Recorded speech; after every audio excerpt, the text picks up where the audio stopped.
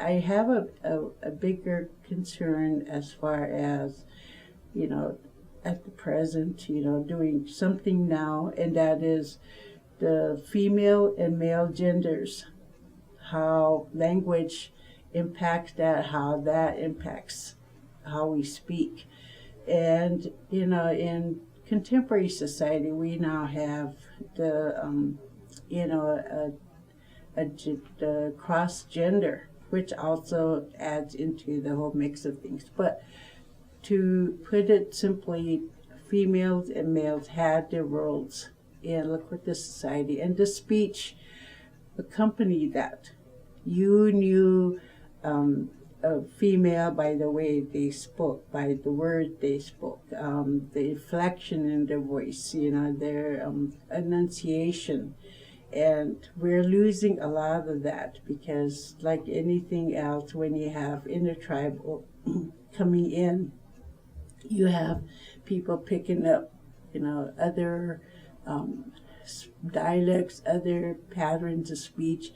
But my concern is our women, our Lakota women in their speech are talking using male terms. I don't see that happening so much with the male doing that with female terms. They might have an occasional male saying something, inaccurately or inappropriately, and that goes back to being taught by a grandmother or some female. Okay, but the female, it's really the gender role is really important, significant to the Lakota society, to our children in their quest for cultural identity, because we base everything on, as a Lakota person, where we come from, how we grew up, but following the protocol,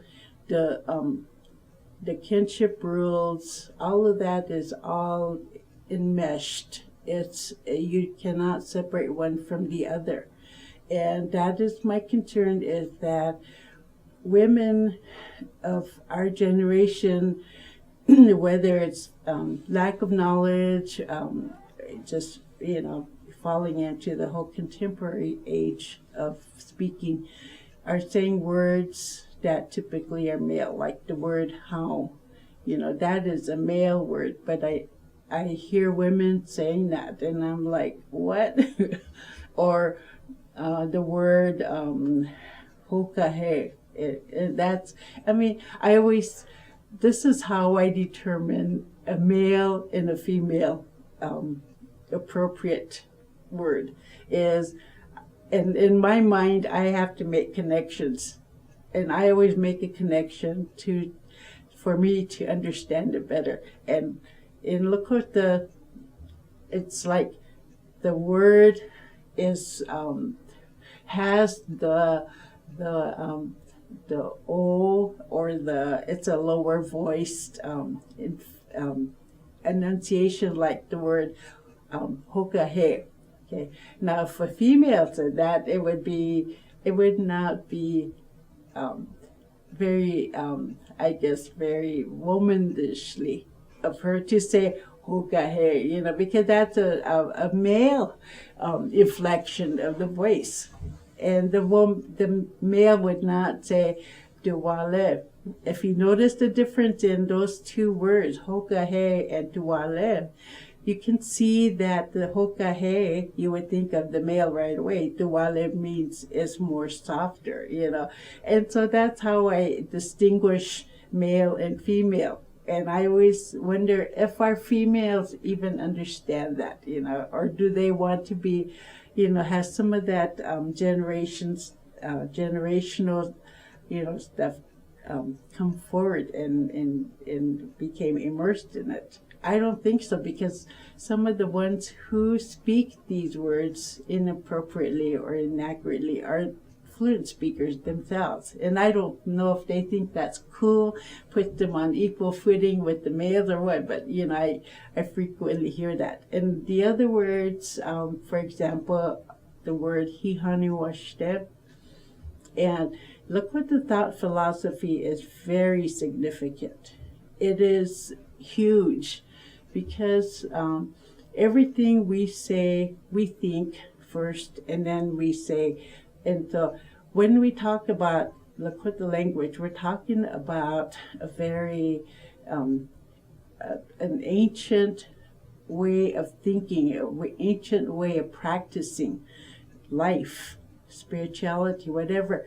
And so when you say, when people today say "he honey washte," that is actually not Lakota thought. That is English thought being said in Lakota, because what all we did was we took good morning and we said it in Lakota, but it's not the thought. I remember growing up and people would, upon greeting each other or seeing each other, they would say, "He honey lachji," oh, it's a so early in the morning, like, so what are you doing this time of the morning, or they'd say some greeting like, "Oh, ni tayo he," or ni don't, or they say, it's inquiring upon their well-being, and they don't say good morning because we don't know if it's a good morning for that person. It may be for us, and those are words that we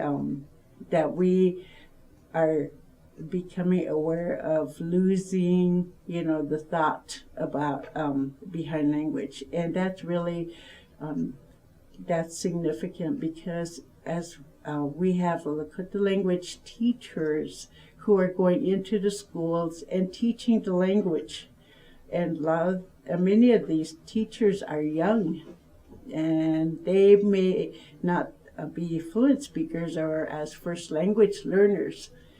And so they don't have that Lakota thought and philosophy already. So they are taking English thought and translating it to Lakota.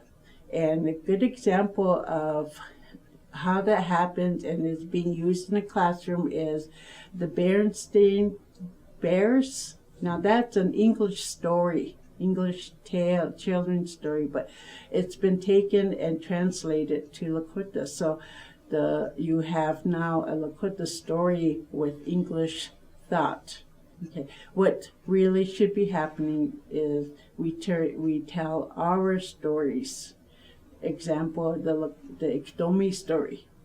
Tell that in Lakota to our children so they understand why these stories are. Okay, what is the purpose of Berenstain Bears, story to our children, to our way of life?